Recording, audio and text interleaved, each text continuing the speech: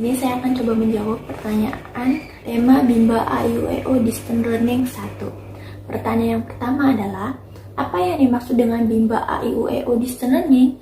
Bimba A.I.U.E.O Distance Learning adalah kegiatan menumbuhkan minat baca dan belajar anak secara online atau secara jarak jauh yang bisa dilakukan dengan cara via Zoom, video call, WhatsApp, Google Duo, atau yang lainnya.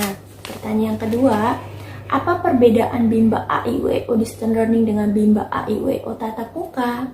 Bimba A.I.U.E.O tatap muka dilakukan secara langsung di unit Bimba.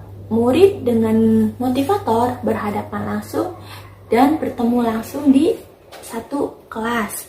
Sedangkan Bimba Distance Learning, motivator dan murid berjarak jauh-jauhan atau berada di tempat yang berbeda dan mereka berkomunikasi lewat internet.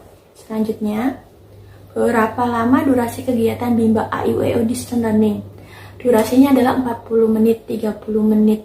Waktu yang digunakan di dalam kelas distance learning bersama-sama dan 10 menitnya untuk private setiap siswa, masing-masing siswa.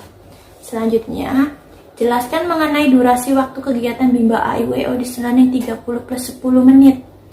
Yaitu 30 menit dilakukan di kelas, dimulai dari kegiatan pembuka, kegiatan inti, dan kegiatan penutup, dan 10 menitnya adalah untuk private anak-anak. Jadi jika anak 30 menit belum selesai mengerjakan tugasnya, kita sudahi pertemuannya dan kita secara pribadi menelpon siswa satu persatu untuk mengadakan private. Selanjutnya, apa saja kegiatan yang dilakukan dalam kegiatan awal, pembuka, dan berapa lama durasi waktunya?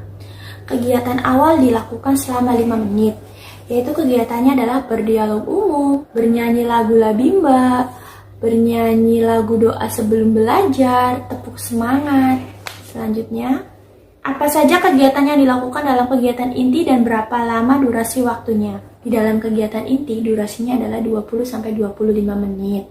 Di dalam kegiatan tersebut, motivator memberikan modul, mengerjakan modul bersama dengan siswa, bermain baca-bacaan bersama siswa, mengerjakan modul matematika, berbahasa Bimba, dan motivator juga mengamati dari segi afektif dan kognitif.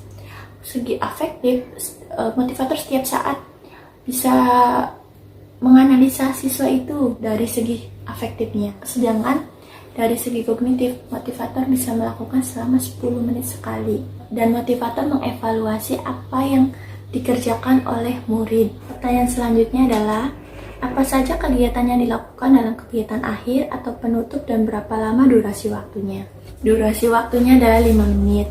Di dalam 5 menit tersebut, kita sebagai motivator bisa mengajak anak untuk bernyanyi, berdialog umum, mengajak anak tepuk semangat, bernyanyi lagu Labimba, yel Bimba, dan terakhir mengajak anak untuk berdoa setelah belajar atau bernyanyi lagu setelah belajar. Selanjutnya, pertanyaan yang ke-8, apa prinsip dasar atau hal mendasar yang harus dijalani dalam pelaksanaan Bimba A.I.U.E.O Distance Learning?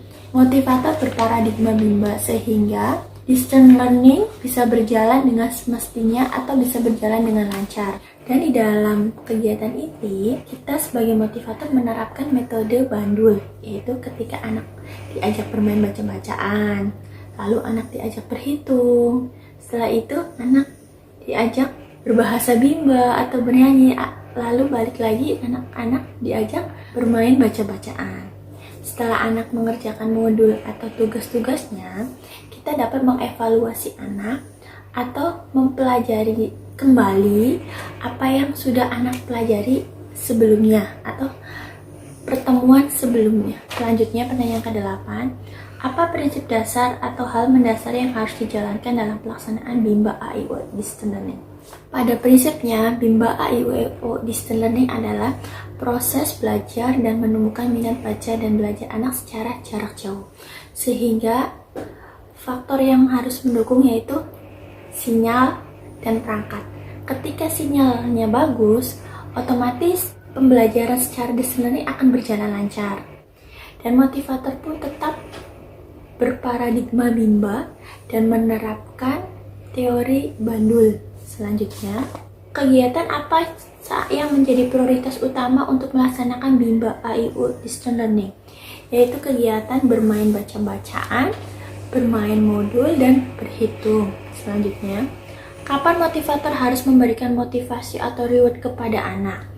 Motivator dapat memberikan motivasi atau reward kepada anak sesering mungkin atau minimal 5 menit sekali. Selanjutnya, kapan motivator harus melakukan pengawasan dan pengendalian di dalam kelas? Motivator dapat melakukan pengawasan dan pengendalian di dalam kelas setiap saat. Setiap saat selama proses belajar dan bermain di dalam kelas berjalan. Setiap saat selama proses menumbuhkan minat baca dan belajar anak sedang berlangsung. Selanjutnya, apa saja pengawasan dan pengendalian yang dilakukan oleh motivator? Melihat satu persatu anak, apakah ada anak yang melamun, atau anak yang sedih, atau anak yang menunggu temannya mengerjakan soal, dan melihat apakah semua anak itu aktif. Selanjutnya, apa saja evaluasi yang harus dilakukan oleh motivator selama kegiatan bermain sambil belajar? Evaluasinya itu ada dua, afektif dan kognitif.